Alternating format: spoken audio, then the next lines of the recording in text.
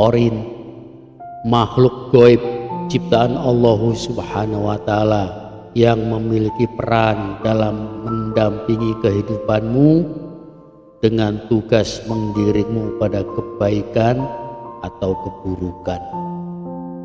Qarin sama dengan dirimu sebagai manusia. Ada jenis qarin yang taat, ada juga yang ingkar pada Allah Subhanahu wa Ta'ala. Qarin akan memainkan perannya sesuai dengan keadaan dirimu. Jin qarin yang taat pada Allah Subhanahu wa Ta'ala yang mendampingimu, maka dia akan memotivasimu untuk berbuat amal kebaikan. Namun jika qarin yang mendampingimu dari jenis jin yang ingkar, maka dia akan menjerumuskanmu dalam dosa-dosa dan keburukan. Interaksimu dengan qarin sangat menentukan dari jenis yang mana qarinmu. Semakin kuat koneksitasmu pada Allah Subhanahu wa Ta'ala, maka qarinmu semakin taat. Namun jika kamu menjauh dari Allah Subhanahu wa Ta'ala, maka qarinmu semakin brutal menghembuskan keburukan-keburukan pada dirimu. Pendampingan jin qarinmu adalah bentuk ujian yang Allah Subhanahu wa Ta'ala berikan padamu dari sisi dunia supranatural. Jin yang berasal dari kata jannah yang memiliki arti kata tersembunyi atau tidak terlihat.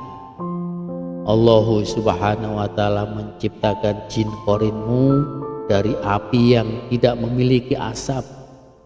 Meskipun tidak dapat kamu lihat, namun jin itu memiliki kemampuan untuk menampakkan dirinya, baik berwujud manusia, hewan, atau benda-benda lain. Hanya wujud Rasulullah SAW yang tidak bisa diserupainya. Pada kebanyakan manusia, jin memang tidak terlihat, namun bagi orang yang diberikan karomah dan mata batin terbuka, maka dunia supranatural mereka akan terlihat jelas. Jin qarin dalam konteks yang ingkar pada Allah Subhanahu wa Ta'ala, maka wujudnya adalah iblis dan pasukannya. Maka dia akan selalu berusaha agar hidupmu menjauh dari Allah Subhanahu wa Ta'ala dengan berbagai tipu dayanya. Atas izin Allah, mereka adalah bentuk ujian hidupmu. Apakah kamu mengarah pada jalan ke surga atau sebaliknya justru mengarah pada siksa jahanam? Maka dalam alur hidupmu, sadar atau tidak, pendampingan qarinmu mutlak harus kamu tundukkan agar berada pada jalan kebaikan, supaya hidupmu tentram, bahagia, selamat dunia dan akhirat. Jika tidak, maka dengan berbagai tipu muslihatnya, qarinmu akan menyeretmu dalam kesengsaraan. Qarinmu adalah kembaranmu di dunia tak kasat mata. Bahkan wujud qarinmu itu secara fisik sangat menyerupai dirimu. Kepribadian, hobi, sifat, dan karakter qarinmu itu adalah cerminan dirimu di dunia nyata.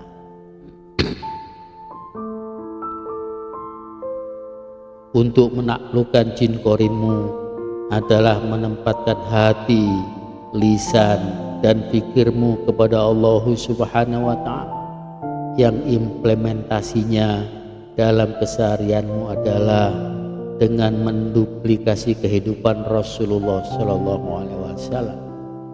Dengan standar dua kekuatan itulah maka hidupmu akan terhindar dari keburukan jin korin, dan kehidupan mereka pun akan menapaki jalan lurusnya.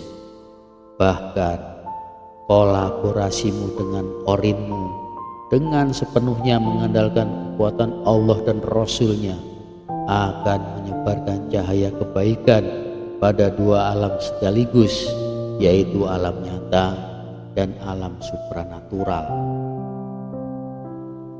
Jin korinmu secara kosmologi memiliki masyarakat, suku, pemimpin, dan kepercayaan dari kalangan mereka sendiri.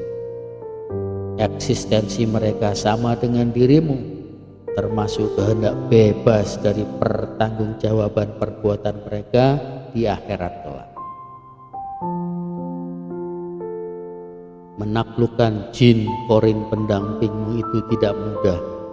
Diperlukan kemauan dan hati yang terhubung kuat kepada Allah Subhanahu wa Ta'ala, dan juga secara Spartan menundukkan hawa nafsumu pada kehidupan keseharian yang sudah dicontohkan Rasulullah Sallallahu Alaihi Wasallam, baik itu dari segi ibadah, kerja, hubungan kemasyarakatan, maupun fikir yang senantiasa berpijak kepada kemaslahatan umat, seperti teladan Rasulullah Sallallahu Alaihi Wasallam.